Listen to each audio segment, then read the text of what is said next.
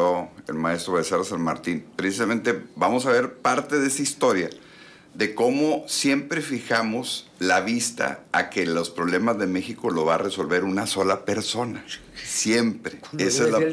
No, bueno, pues el presidente que se fue, ni la presidenta, ni el pasado, pues son culpables, ni tampoco de los errores, ni tampoco son los beneficiarios de todos los aciertos, porque son una serie de circunstancias y de decisiones, incluso de equipos de trabajo y de instituciones que logran, pero como que esa ha sido parte de nuestra historia. Entonces, este libro que se llama Presidentes de México, de José Manuel Villalpando, nos retrata a los mexicanos tal cual como somos, de que siempre queremos de alguna manera identificar y poder decir, bueno, la persona que está en el poder ejecutivo es el que va a resolver los problemas. Y ese sentimiento muy mexicano, pues lo podemos ver desde 1325, cuando en la época de las civilizaciones azteca, maya, tolteca, todas las civilizaciones que teníamos, había un personaje que le decíamos el Tlatoani, que era el personaje principal en los mexicas, y que la gente decía, bueno,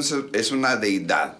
Y ese personaje lo adoraba la gente y decía, tiene la comunicación directa con Dios. Es una persona que a veces no la podías ni siquiera ver, menos tocar.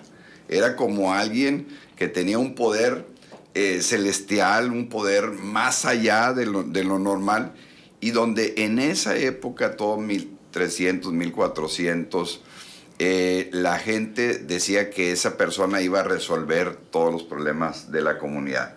Luego viene la conquista, y en la conquista pues nos vuelve a pasar lo mismo, porque en la conquista durante 300 años hubo una deidad, alguien que era el rey de España, y que curiosamente yo no tengo ningún registro, en ningún libro de historia que he leído, que alguna vez un rey de España en esos largos 300 años haya venido a México. Nunca vino ni uno. O sea, muy lejos. No me atrevo a asegurarlo porque no lo he leído, pero bueno. No vino ni uno. Nunca ha venido. Entonces, durante todo el tiempo, todos los virreyes, hasta Juan de Donojú y todos los que pasaron, siempre hacían referencia en sus mensajes, en sus discursos, en sus escritos al rey de España. Y la gente en México decía, ¿y quién es el rey de España? ¿Quién es ese personaje? Pues era el Tlatoani de antes de la conquista. Y lo representaban los virreyes durante 300 años. Y luego viene la época de la independencia, ¿no? Ya cuando tenemos las primeras constituciones, donde separamos el poder en legislativo, judicial y ejecutivo, y donde en la constitución de Apatzingán y la de 1824 describimos tipos de presidentes, de los cuales les voy a narrar algunos porque no hay tiempo para decirles todos de estos más de 160 que hemos tenido. Pero fíjense, un presidente constitucional pues es el que ha sido electo para tal cargo según los mecanismos dispuestos por la Constitución.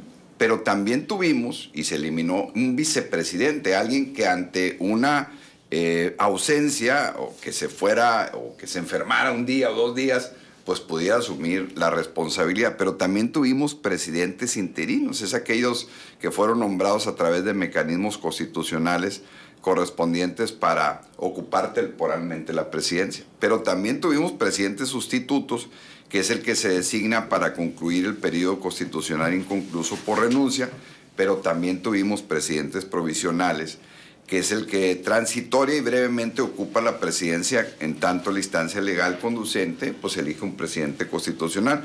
También tuvimos presidentes de facto, que sin títulos legales y solo por la fuerza de los hechos ocupaba la presidencia. Y también tuvimos aquellos presidentes legalistas, aplicados por ejemplo a José María Iglesias, a quien le correspondía la presidencia por ministerio de ley, pero de hecho no pudo ejercerla por el tema que tuvimos de la invasión de los franceses, y principalmente constitucional extralegal, cuando Benito Juárez, por ejemplo, apoyándose en sus facultades extraordinarias, autoprorrogó su mandato y dijo, a ver, yo ya no soy presidente, pero lo voy a hacer porque está invadida el poder ejecutivo por la intervención francesa y no había elecciones. Entonces, a ver, en todas estas figuras este juego de la silla, nada más para darles un dato, en los primeros 43 años de independencia, hubo 34 presidentes de la República. O sea, hubo muchos presidentes de la República.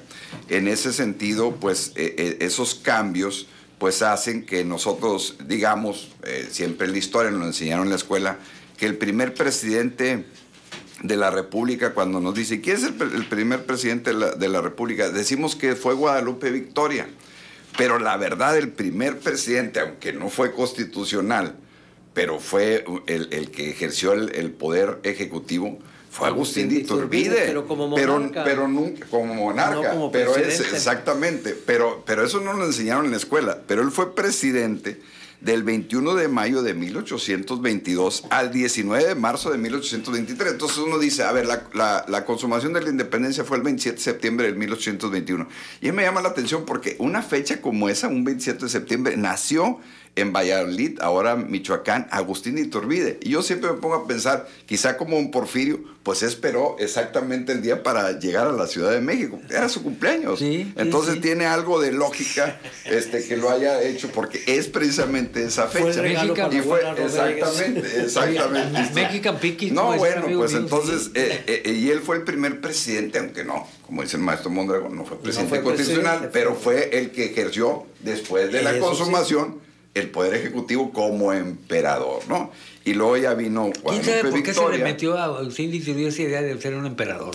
Sí, yo creo que él traía, pues, los genes españoles, siempre había estado del lado de los realistas, había defendido a los virreyes, estaba, aunque nacido en México, en Valladolid, yo creo que eso fue... Sí, exactamente, era criollo. Lo que pasa es que él fue producto de esa conspiración que se hace en la iglesia de la profeta. Tenía un amigo que decía, bueno, aquí en México hay criollos, hay mestizos, sí. Hay afroamericanos. Sí. Decía eso. Y gente bonita como yo, al final él inventaba una clasificación. Sí. La gente que se junta en la profesa eran los grandes propietarios, los grandes hacendados, los dueños del país propiamente económicamente. Claro. Y ellos son los Aunque la guerra de independencia le hicieron los criollos, básicamente. Sí, básicamente. La hicieron ellos y básicamente, si no es por Agustín de Iturbide... Y lo que no querían era pagarle ya tributo a España. Esa es la realidad de las cosas. Y el último virrey le dijeron cuando llegó a Veracruz, ya regrésate, ya no hay manera, ya aquí nos pusimos de acuerdo y para atrás. Ya te vas, vámonos. Y entra Guadalupe Victoria... presidente constitucional. Se llamaba José Miguel Ramón Adauto Fernández y Félix. Adauto, por ejemplo, son de los nombres, pues que ya prácticamente ya no se usa, ¿no? Ya hay pocas personas. Como hay palabras que ya desaparecen del español. Por ejemplo, también, ese nombre. Nació en septiembre en 1786 en Tamazula, Durango. Era duranguense, pues. Duranguense. Y el nombre de Guadalupe Victoria lo adopta por Guadalupe, la Virgen. Y la Victoria. Exactamente. E inmediatamente después de Guadalupe Victoria, pues fue Vicente Guerrero. O sea, el gran consumador junto con Agustín de Iturbide. Que también lo tumbaron. Y que también lo tumbaron. Él fue presidente nada más del 1 de abril al 17 de diciembre de 1829. Por eso les digo, hubo más de como decía 40. Oscar Gutiérrez, no, esto es de... Quítate tú para ponerme. José María Bocanegra, del 18 al 23 de diciembre de 1829, un interino. Y luego Anastasio Bustamante, prácticamente del 30 al 32, también muy rápido. Melchor Musquiz, que fue el primero que puso los impuestos de las ventanas, que no fue Porfirio, él fue el primero de las ventanas y puertas, que por eso se llama Musquiz aquí, en el municipio de Coahuila, porque nació en Santa Rosa, que hoy se llama Musquiz, Coahuila, el 5 de enero de 1790. Él fue presidente del 14 de agosto al 24 de diciembre, pues en Navidad lo despidieron en 1832. Y luego Manuel Gómez Pedraza, que fue del 24 de diciembre del 32 al 31 de marzo de 1833, prácticamente un año. Y luego Gómez Farías, que sí fue vicepresidente y presidente del 33 al 34, y luego regresó en el 46. Pero hubo un presidente que se llamó Miguel Barragán. Es un presidente, y voy a enlazarlo con López de Santana, porque López de Santana ya viene como presidente. Y él estuvo de presidente de la República 11 veces. Pero si suma uno los días en que estuvo ejerciendo realmente, no llega ni a 6 años, día. Fueron 5 años, 8 meses y algunos días en esas 11 veces que entraba y salía, nacido en Veracruz. Y una vez de esas entradas y salidas puso a este hombre, Miguel Barragán, fue presidente interino del 28 de enero de 1835 al 27 de febrero del 36. Él nació en Ciudad del Maíz, San Luis Potosí, y era una persona del ejército realista, estuvo en el plan de Iguala, fue teniente de los que entraron el 27 de septiembre del 21, él era uno de los que iban ahí, pegadito a Santa Ana. Y era una gente que en esa época lo querían mucho porque incluso él luchó para la capitulación final de las fuerzas españolas en San Juan de Ulúa. Acuérdense que después de que se acaba la conquista, Juan Barradas, un general español, quiso invadirnos en Tampico y Santana y él, Isidro Barradas, y quiso invadirnos y aquí se terminó la segunda intentona de la invasión de España, ¿no? Y este personaje también estuvo ahí y Barragán murió en el DF es de los pocos, después fue el primero que murió siendo presidente de la República, pero leyendo el libro era un hombre elegante, de modales finos. Y al último, cuando ya su decisión, porque murió una fiebre, que es normal que muriera la gente de fiebre, era muy excéntrico, fue muy excéntrico en su decisión. Y la última voluntad fue que su cuerpo fuera dividido y conducido a los lugares donde había escrito la historia de su vida. Por ejemplo, fue distribuido su cadáver en varios lugares de la República. Una parte quedó sepultada en la Catedral de México, en el altar de los Reyes. Sus ojos, así lo puso, en el Valle del Maíz, estado de San Luis Potosí, donde nació. Su corazón fue extraído y fue sepultado en Guadalajara, donde había sido comandante general. Sus entrañas en la Colegiata de Guadalupe y en la Capilla del Señor de Santa Teresa, en testimonio de su devoción a estas imágenes. Su lengua en San Juan de Ulúa, recuerdo de haber tomado posesión de fortaleza al rendirse los españoles en 1825. Para don Miguel y su familia, la austeridad republicana no era una frase retórica, fue una forma de vida. Al morir el caritativo padre, su hija tuvo que ganarse la vida estableciendo un modesto expendio de tabacos. La única herencia que le había dejado era de orden moral, la honestidad. Ese fue Qué bueno Barragán. que no dijiste todos los órganos. Miguel, sí, porque... Él muere. Pero en esta historia yo no la había reparado. Sí había leído el nombre de Miguel Barragán y de hecho pues, siempre que dice uno, oye, hay calles, ¿qué nombre les pone? Pues fue presidente de la República. Y lo ligo con Santana, porque Santana pues ocupa una parte importante del libro, por las 11 veces que fue. Y lo que hizo Pero Santana... fue electo 9 veces. Sí, 9 veces y los otros estaban interino y lo dejaba alguien ahí. Pero podemos contar rápidamente historia de él. No hizo gran cosa cuando fue presidente, nada. Era buen militar. Era buen militar, pero... Y negoció. Sí, exactamente. Pero lo que sí hizo un teatro a su nombre, pero hizo una ceremonia para enterrar su pierna, porque en una de las veces que fue atacado, pues de ahí perdió la pierna. proviene el nombre de Mocho, del Mocho, a los que van mucho es a la correcta iglesia. Por él, exactamente, porque él iba diario a catedral. Él iba a diario Dice a la que mi tío catedral. III le tenía ahí un altar porque era el mejor vendedor de tierras. Sí, y entonces, pues él le tocó estar en la consumación de la independencia, pero él le tocó participar en la guerra con Estados Unidos en 1846-47, y pues a él se le atribuye el hecho de que haya pues dimitido pues contra la guerra con Estados Unidos y perdiéramos los territorios de Lo Texas, que pasa Nuevo es México que y no fue así. California. Él gana la batalla del Álamo. Sí. Entonces lo persiguen y les dice Houston, yo conozco a los mexicanos, al rato van a agarrar el pedo. Sí. Como así sucedió.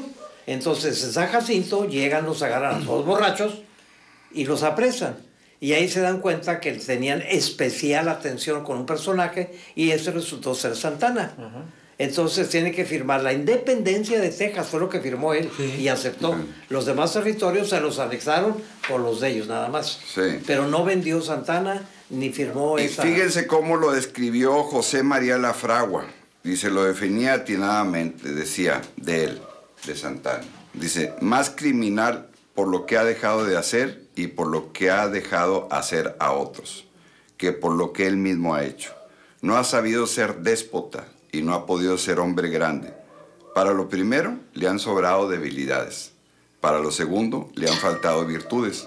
Será un hombre célebre, pero no será un hombre ilustre. Y ahí Lo que está. pasa es que se Ahí dedicaba está. a irse a la manga, a su hacienda, a andar correteando a las mestizas y a las negras y todo. Esa era su vida. Y luego ya Martín Cabrera, que fue presidente interino del 1855, Rómulo Díaz de la Vega de 1855, y luego ya la parte en donde está Juan Álvarez en 1855. Por eso les digo que hubo muchos presidentes, como Monfort, que fue presidente constitucional de 1857, y luego ya Benito Juárez, que fue del 57 al 72, pero en esa parte donde fue presidente, pues fue cuando fue la batalla del 5 de mayo de 1862, y Maximiliano estuvo en 1864, 65, 66, 67, hasta que lo fusilaron en el Cerro de las Campanas en Querétaro, y luego ya regresa Benito Juárez y muere siendo presidente de la República. Y luego ya los presidentes que siguen después de Juárez, pues es Zuluaga, que fue presidente interino en el 58, más adelante es Manuel Robles Pezuela, que son nombres que la verdad se pierden en la historia. José Ignacio Pavón en 1860, y luego ya,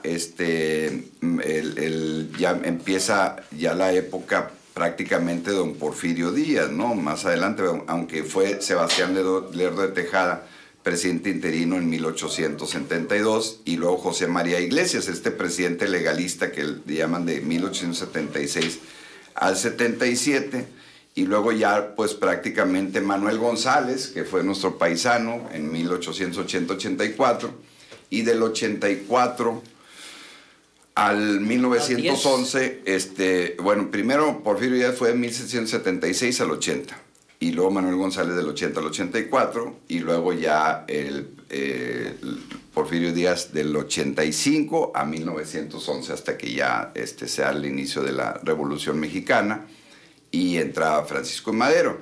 Y ya los presidentes del siglo XX, pues ya nos acordamos prácticamente de todo, ¿no? De Madero, pues lo quitaron y siguió Victoriano Huerta, y luego Victoriano Huerta, pues Victoriano Huerta legalmente no fue presidente. No, pero ejerció el poder, o sea, fue un usurpador. Y luego entró Venustiano Carranza, y lo matan a Carranza, y está de interino, de provisional, Adolfo de la Huerta, y luego vienen las elecciones y gana Álvaro Obregón.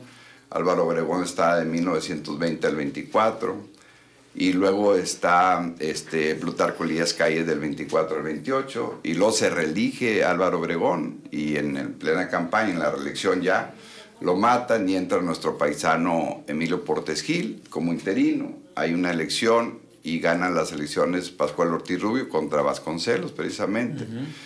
Y luego ya empieza el periodo donde es presidente ya Lázaro Cárdenas, y luego de Lázaro Cárdenas ya en el siguiente presidente en 1934-38, con Lázaro Cárdenas cambió a 4 años el periodo presidencial. Por eso es importante era hacer de 4 años, hasta Cárdenas. Y ya Manuel Ávila Camacho es el primero, que es de 1940 al 46. Y cuando de Ávila era Camacho... presidente de Pascual Ortiz Rubio, el pueblo decía, ay señor, que no le decía el pueblo que era, le decían el nopal, por baboso, porque lo manejaba el dictador, ¿cómo se llama nuestro? Plutarco Elías Calles. Sí. Pero luego cuando entra Lázaro Cárdenas, dice, ay señor, ¿qué tanto te hemos ofendido? Que nos mandas un nopal y con cara de pujido. Sí. Porque era feíto nuestro presidente. Y luego y creían que iba a ser manejado igual que había manejado a Pascual. Entonces se imaginaron que... Y luego de Ávila Camacho, pues ya sigue Miguel Alemán, y luego los Adolfo Ruiz Cortines y López Mateos, y luego ya Gustavo Díaz Ordaz casi los presidentes que ya fíjate que conocemos, me acabo de dar Echeverría, cuenta. López Portillo, de la Madrid, Gortari, Cedillo, Fox, Calderón, Peña, López Obrador. Todo el neoliberalismo. Exactamente. Claudia. Y quiero terminar este guía con un poema que escribió mi suegra, que aprovecho para agradecer que estuvieron ustedes y muchos amigos de mi esposa, de Mónica, que falleció mi suegra a sus 93 años, pero dejó muchos poemas, entre ellos este que se llama Hermosa Patria Mía, que lo escribió en 1985 y que ha sido dicho, ha sido expresado en muchas escuelas, en muchos cursos aquí en Victoria, en muchas partes de México, y que se refiere este poema precisamente a ese personaje y a la patria, ¿no? Y dice así: a México, hermosa patria mía, México, patria mía, patria de mis mayores, tierra de los palacios, tierra llena de flores, que afligida me siento por tus contrariedades al verte tan golpeada por mil calamidades, sacudida por dentro con terribles temblores, padeciendo por fuera con tantos sinsabores, trepidando tu centro, resentido tu suelo, lamentando tu gente su inevitable duelo.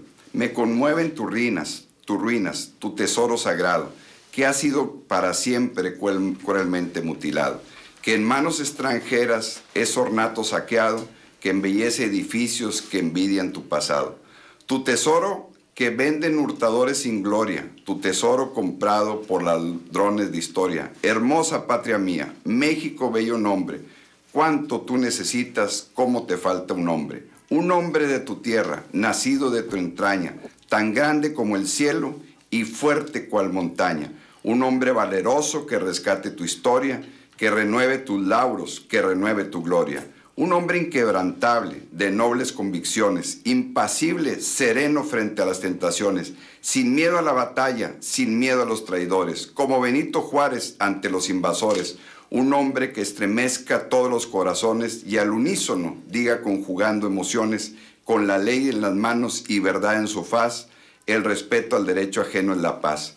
Cuando aparezca el hombre que tanto necesitas, que te saque adelante sin las manos marchitas, tendrá el alma y el cuerpo de un titán, con honor, con ideales sublimes que te brinden su amor, como el noble Cuauhtémoc de nobleza en la cumbre, que sufrió valeroso, cruel tormento en la lumbre para guardar tu tesoro de propios y extraños. Que no tema los malos, ni traiciones, ni daños, y cuando alguien se duela de tareas fatigosas, decidido conteste: tengo lecho de rosas. Cuando aparezca este hombre, será como un atleta que al tomar en su mano simbólica estafeta y al recibir su pecho la cinta tricolor, sienta cómo su cuerpo se llena de calor.